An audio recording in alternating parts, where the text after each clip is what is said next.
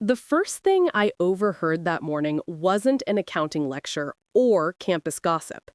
It was this. I heard my roommate is from the countryside.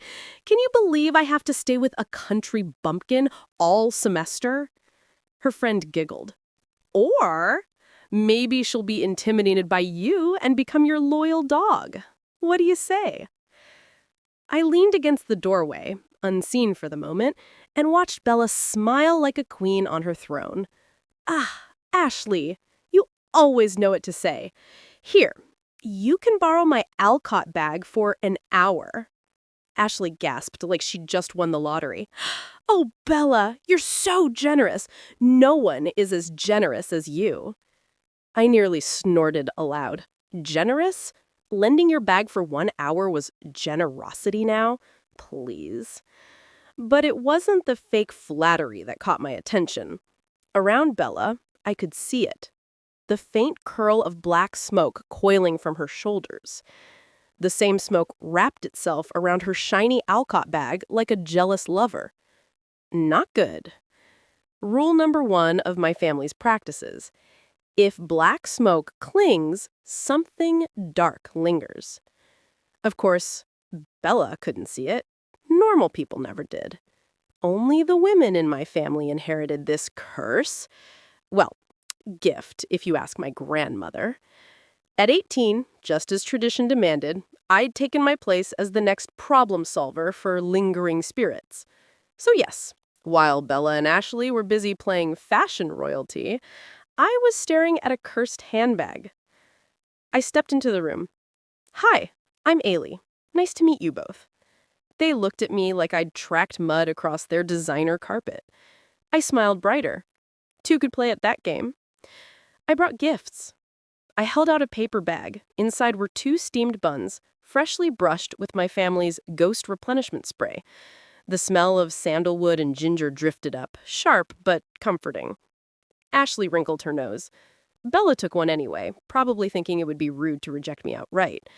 Not that I cared. What mattered was the smoke. My spray would nibble at it like fireflies chewing darkness. As they ate, I asked casually, Bella, where did you buy your bag? She nearly choked, coughing crumbs across her lap. The shop, of course. Can you take me there? Her eyes narrowed, suspicion warring with pride. Then she smirked. It costs a fortune. I don't think your family can afford this kind of luxury. Ashley laughed, leaning against her. Yeah, maybe you should start with, tote bags. Work your way up. Their laughter was grating, but I didn't flinch. That's fine.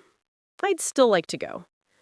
Bella tilted her chin, eyes glittering with something between arrogance and curiosity. Okay, don't blame me if you embarrass yourself. The next day. After class, Bella led me to the luxury shop. At first glance, it was impressive. Gleaming glass windows, bright displays, spotlights hitting purses like they were holy relics.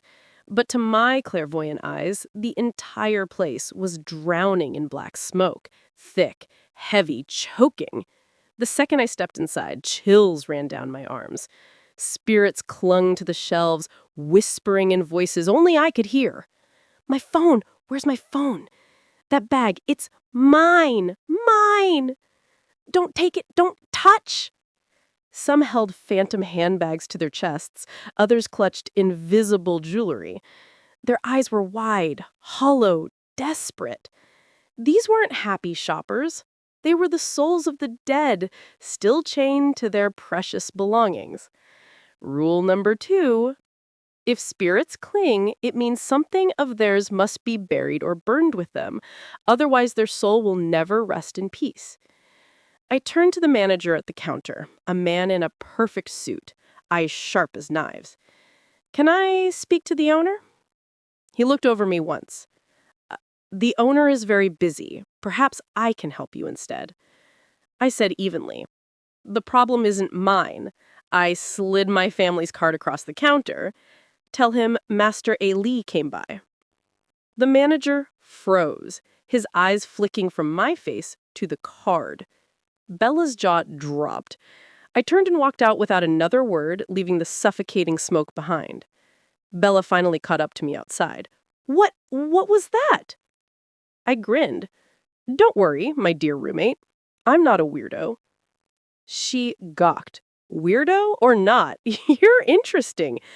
So, did you bluff back there, or do you actually know the owner? I shrugged.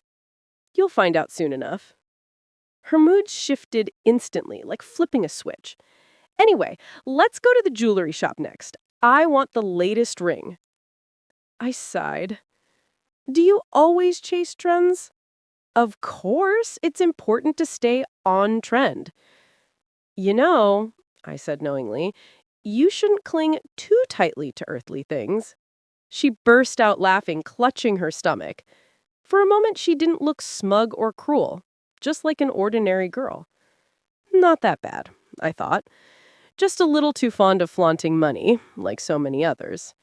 Still, the black smoke around her aura was gone. My sandalwood sprayer must have helped. Bella and I slipped into class, notebooks in hand. On the surface, it was an ordinary accounting lecture. Students were chatting, scrolling on their phones, or yawning as if they hadn't slept in a decade. But to my eyes, the classroom was a battlefield. Thin wisps of black smoke curled off at least half the students. Some had faint shadows clinging to their backs, whispering in their ears. Others had small spirits hovering like balloons, tugging at their energy. I pinched the bridge of my nose. Great, just great. I came here to study accounting, not ghost hunting, I muttered under my breath. Why can't people keep their karma in check for one day? Still, I did my job. After class ended, I slipped my family's business cards to the students who looked the most troubled. Call me if things get worse, I said casually, though inside I was cursing. There really is no off day in my line of work. But then I saw him. A boy at the far end of the row, slouched in his seat, hair messy like he'd lost a fight with a hedge trimmer. His shirt was wrinkled, his eyes hollow. Ordinary students looked exhausted, sure, but this one? He had an army of ghosts on him. Not one, not 10, over 100, clinging to his body like a human beehive. My jaw nearly hit the desk. Holy crap, that many? Bella blinked at me confused. What are you talking about? The professor isn't even here yet. What many? I didn't answer, just kept staring at the boy. My silence was enough for Bella to lean in, curiosity gleaming in her eyes. She lowered her voice. Hey, Rumi, word of caution, don't talk to Leo. Leo? I repeated. She tilted her chin towards him, wrinkling her nose. That guy. Strange, right? Just look at his hair. God knows if he even bathes properly. I raised an eyebrow. Judgy much? Bella ignored me, her voice taking on a dramatic flair. You know, Leo used to be our top student. Like, the top. Perfect scores in every subject, every exam. He was, honestly, kind of charming back then. Every girl, including me, tried to get his attention. She paused, scowling at the memory. But he ignored us all, just buried himself in books. Then, her gaze turned distant, maybe 5 months ago, everything changed. His grades plummeted, his looks faded. What a waste! I tapped my chin. 5 months, sudden decline, surrounded by ghosts. Sounded like a textbook case of a luck swap charm. My lips curled into a smirk. Wow, oh my, people can be so vicious. Bella blinked at me. Huh?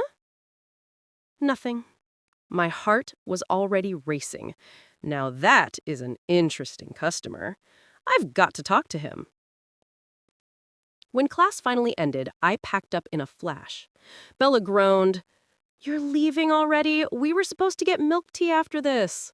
Wrench check, I said, patting her shoulder. She pouted. Rude. I ignored her sulking and hurried after Leo.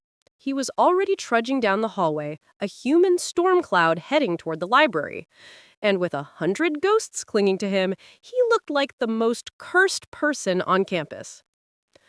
I went straight to Leo after class. Hi, Leo, I greeted. He looked up, clearly puzzled by my sudden approach. You're not supposed to talk in the library. Please leave. I'm busy.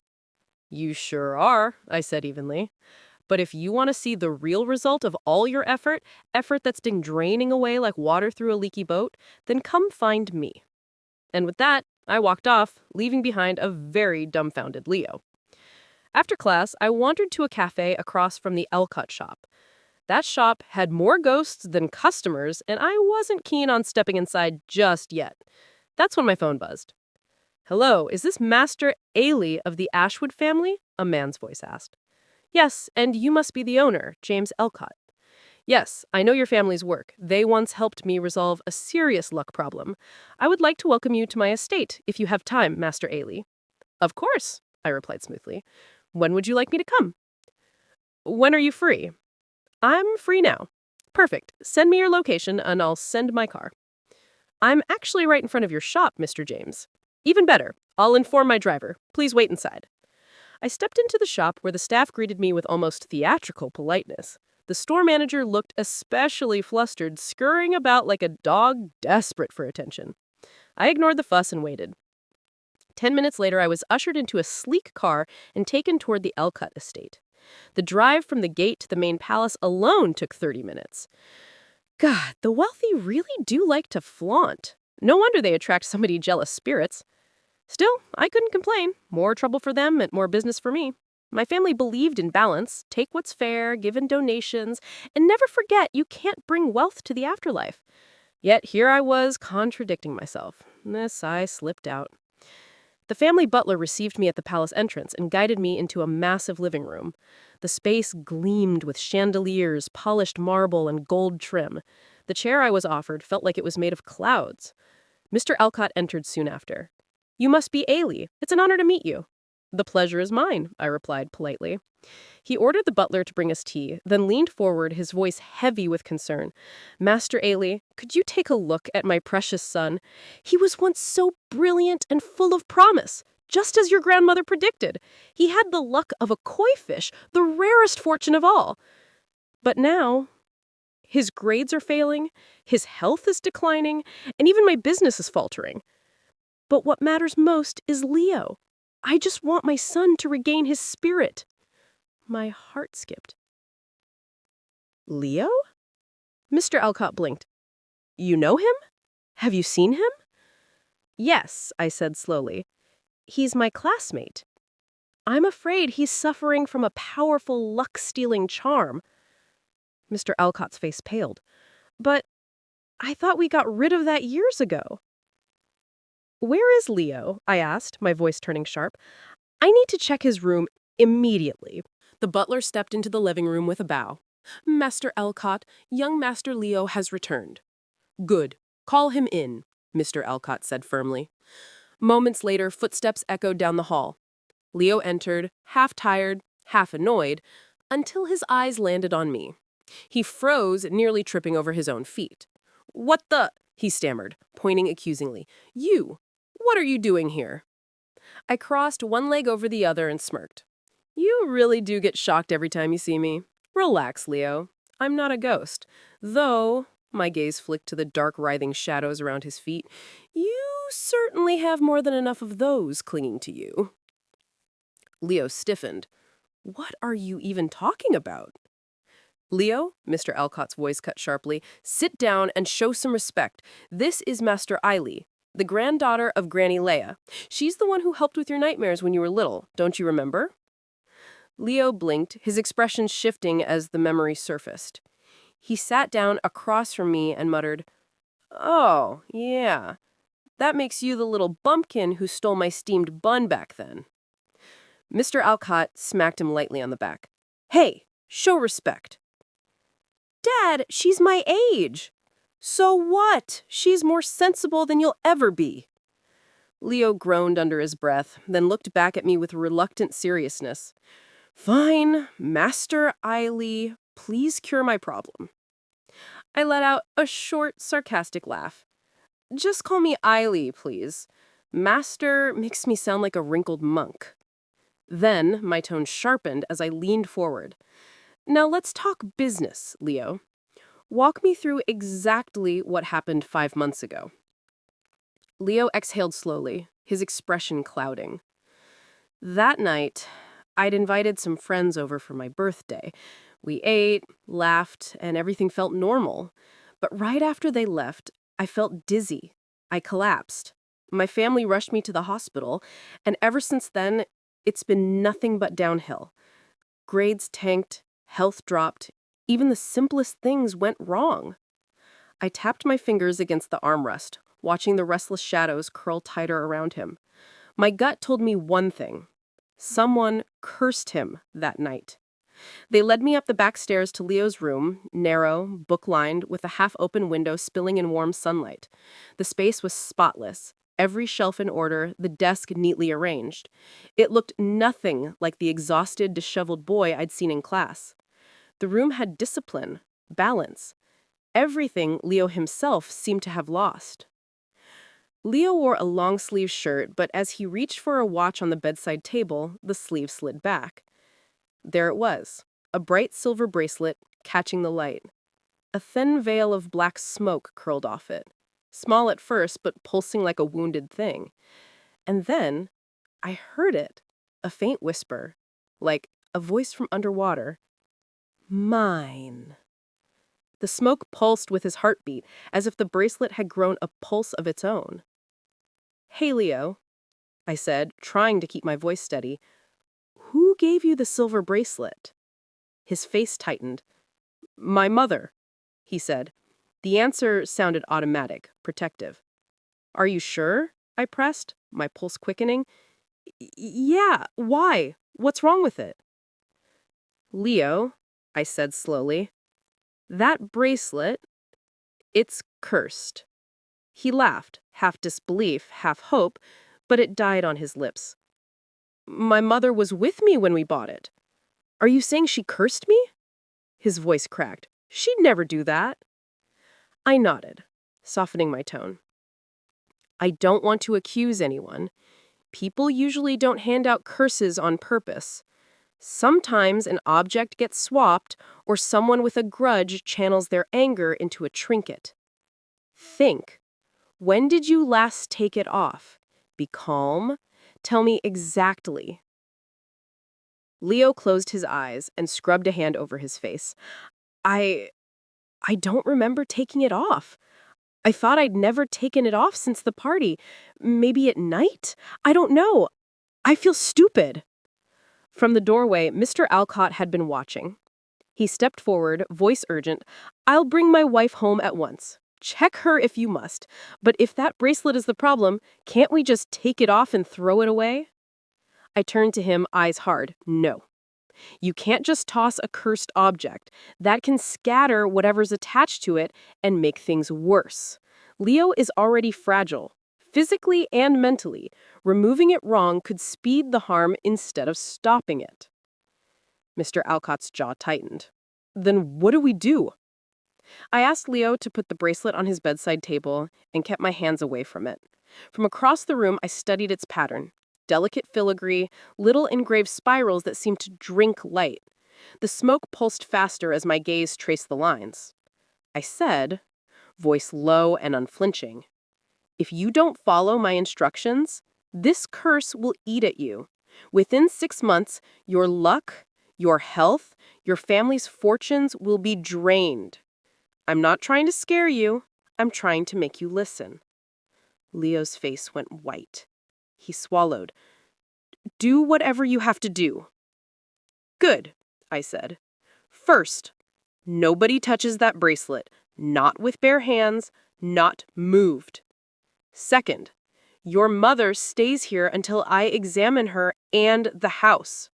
Third, you follow every step I give you, no exceptions."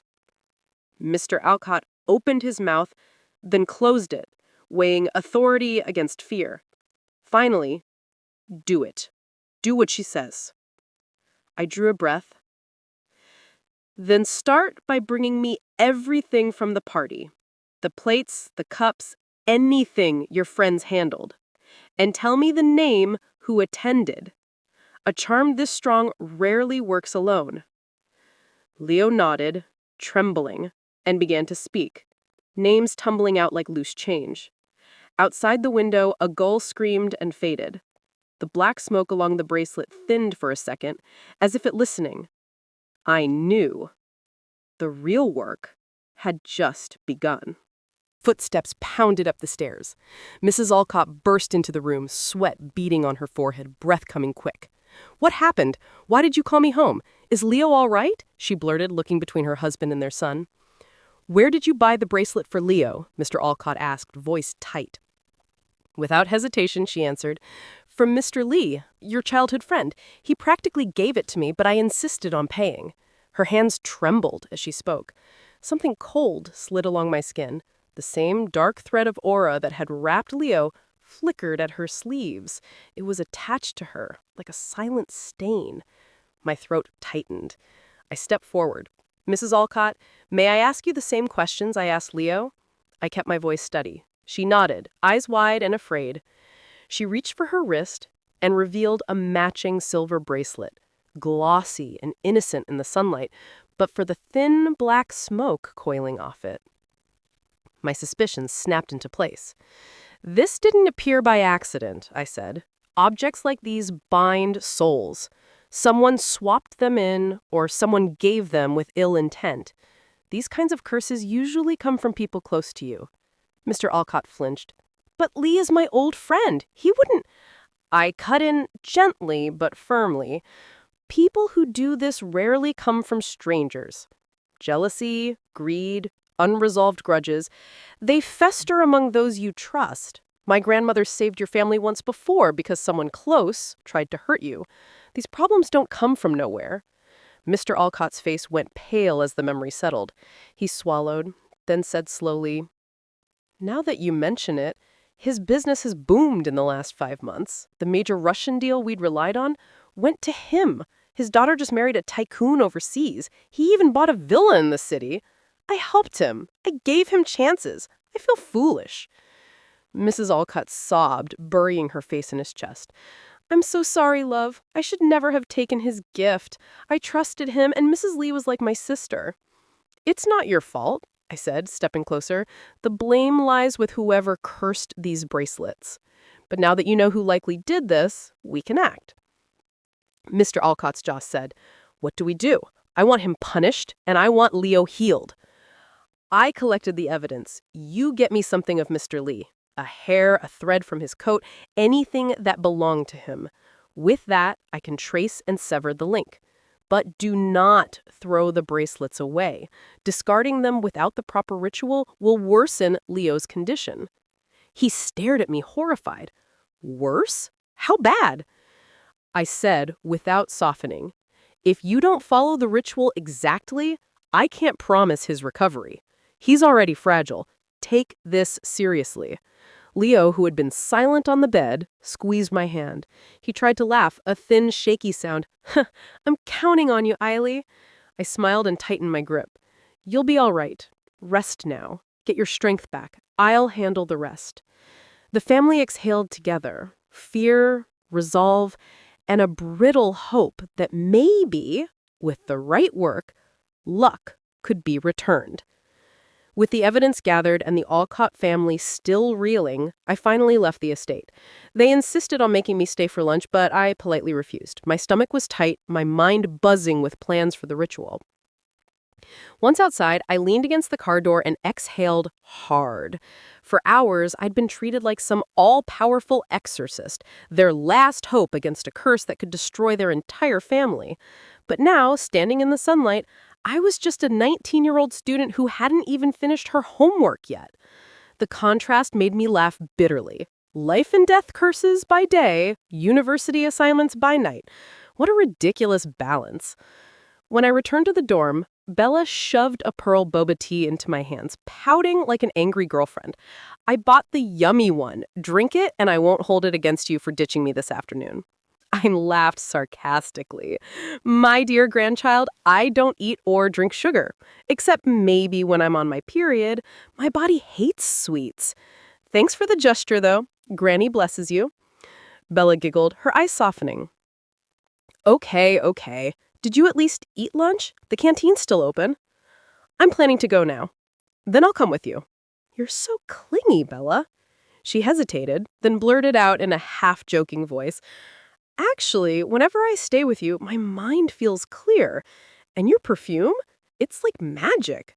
My headaches just vanish. You're kind of like a shield, you know? I blinked, caught off guard.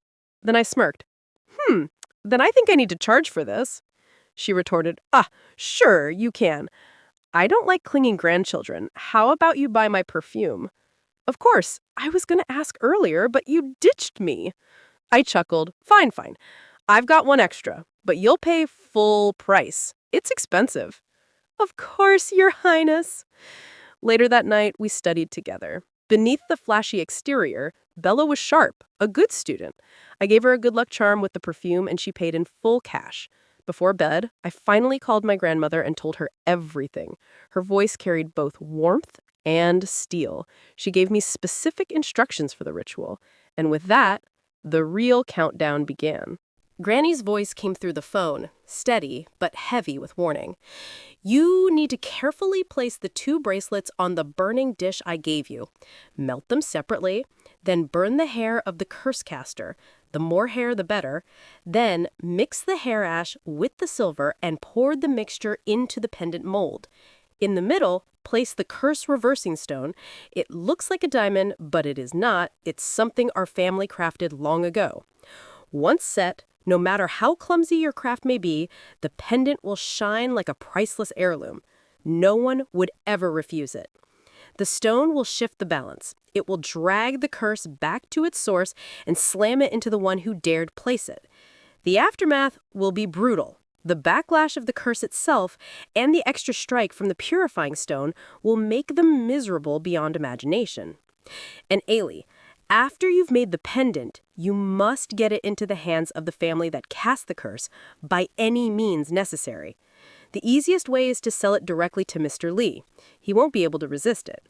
But mark this, the money he pays you or whoever helps make the sale must be burned at once. Don't let even a single coin of curse payment linger in your house. That fire will cleanse the exchange. And Aili, make sure you wear the prayer beads I gave you. Good luck, my love. Call me after this. I sat frozen for a moment, picturing the ritual. The bracelets cracking and bubbling in flame, the hair sizzling down to bitter ash, the molten silver swallowing it whole, and the pendant forming, glowing. And in its heart, the stone. A beautiful thing carrying ugly justice. Then the final act, delivering that cursed reversing jewel into Mr. Lee's greedy hands.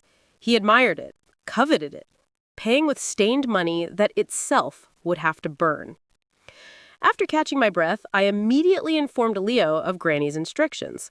We managed to get Mr. Lee's hair and nail, he said, voice low, from his household servant. Perfect, I replied. I'll come by tomorrow after class. I'll bring you in my car, Leo insisted. You can come with me. All right. Leo, how are Uncle and Aunt holding up? There was silence for a beat. Then his voice came heavy, weighted with exhaustion. They're anxious, but determined. You know my parents, Aili. They're too naive for this kind of darkness. They believe in people's goodness first, never their cruelty. For years, they've helped families through hardships, with money, with guidance, with kindness. I always thought people like them couldn't possibly have enemies. He sighed, a rough, tired breath that seemed to carry more than just one night's worry. But here we are, and it isn't even the first time. Everyone just wants to steal what they see as our luck. No one remembers the sacrifices behind it. Only the shine, only the glory. Leo, I said softly, don't resent your parents' kindness. That virtue is rare. You have this rare blessing because of them. Their goodness is their strength. It's their second nature. You can scold them gently, sure, but never regret what they've given you. For a moment, he was quiet. Then, with a half grin in his voice, he said, I want justice, that's all. If something was given to me by God because of my parents' goodness, then I won't let any evil hand covet it. That's the spirit, I told him. Now, have a good night's rest. Sleep well. You'll need your strength. You too, Ellie. And thank you, really. I smirked faintly. It's my main job, you know. We hung up and I was left in the dark of my room, the weight of Granny's ritual instructions circling my mind like smoke. Tomorrow, everything would change. The next day, I found Leo standing behind a sycamore tree near campus, waiting by his car. Even though dark bags still lingered under his eyes from late-night study sessions, and faint wisps of black smoke clung to him, slowly fading after my sandalwood incense, he looked striking, like some wronged emperor in a novel. My heart gave a foolish flutter. I scolded myself, "Stop. He's just a client. Focus." Leo opened the car door for me, smiling as if he'd been waiting forever. His face was a mixture of anticipation and anxiety. "Let's get this over with, Mr. Eyebags," I teased. He chuckled and started the engine. At the estate, I chose the living room for the ritual. Under their watchful eyes, I followed every intricate detail with surgical precision. The bracelets melting, the hair turning to bitter ash, the molten silver swallowing it whole, and finally, the diamond-like curse-purifying stone settling at the center, shining with unnatural brilliance. When it was done, the pendant looked like something fit for a king. The three of them watched me with weary hope. I ignored their stares. Rituals leave no room for mistakes. When it was finished, I cast a purifying spell on a glass of water and handed it to Leo. "Sprinkle this in your room, your mother's, and your father's. Don't miss a corner." He obeyed like a puppet. Then I called Mark. He was our family salesman, my cousin. Our side of the family crafted curse-reversing stones. His side handled discreet sales. No one ever suspected. Someday maybe my younger brother would follow his path. Mark arrived dressed like a professional businessman, greeting Mr. and Mrs. Alcott with practiced charm before turning to me. "Aili, is the product ready? I spotted Mr. Lee near the bridge where he likes to stroll. I'll approach him when it's dark. The pendant will shine brighter then. Irresistible." "As expected, cousin," I said, handing him the pendant. Then, like routine, I reminded him, "You know what to do with the money, right?" Mark smirked. "Of course, this isn't my first rodeo." He left the manor with the pendant, and I asked him to stream the interaction live through his advanced button camera. We gathered around to watch. On the screen, Mr. Lee's greedy eyes widened at the sight of the pendant. Mark's voice was smooth, his pitch perfect, describing it as one of the rarest of rare treasures, which, in a way, was true. The moment Mr. Lee reached out and took the pendant, everyone in the room sighed of relief. Mrs. Alcott whispered, "Master Aili, what will happen to them?" "You'll know soon enough," I said simply. After some light snacks and a gentle conversation with Mrs. Alcott, I prepared to leave. She wanted to pay me immediately, but I refused. "Ma'am, my job is done, but I'll wait for results before we discuss payment." She agreed. She also told Leo to look after me in class and help me study. He nodded readily. The three of them looked at me as though I were some goddess out of a novel.